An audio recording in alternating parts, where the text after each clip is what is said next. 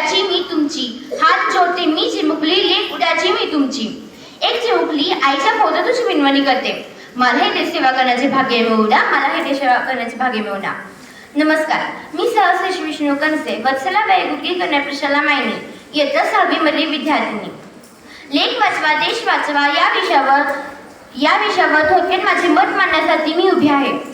खरंच आहे, भगवान श्रीकृष्ण भगवद्गीतेत म्हणतात की यत नार्यस्तु पूजते रमते तत्र देवतः. ज्या संस्कृतीत मुलींचा व स्त्रियांचा मान सन्मान केला जातो तिथे साक्षात परमेश्वराचा वास असतो.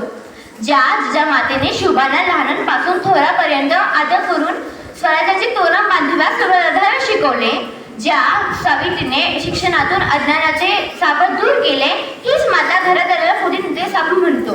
परंतु हीच माता आपण गर्भातच मारून टाकतो. का हा मुलीवर नाही करता?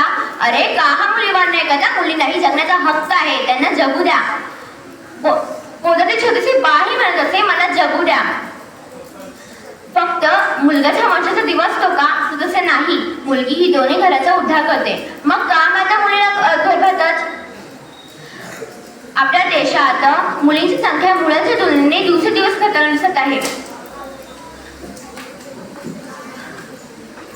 तसे पाहता वंशाच्या दिव्यांना गोड वंशाचे पंथी मिळणे तितकेच गरजेचे आहे. भविष्यात आपला देश आणखी सुसंस्कृत, ज्ञानव्यासंगी, विज्ञानी व उत्तमरित्या घडवायचा असेल तर मुलींचा सन्मान हा करायलाच हवा. आज आपण पाहतोय प्रत्येक क्षेत्रात मुलींचा उंच भरारी दिसत आहे. प्रत्येक क्षेत्रात मुलींच्या कर्तृत्वाची उंच भरारी दिसत आहे.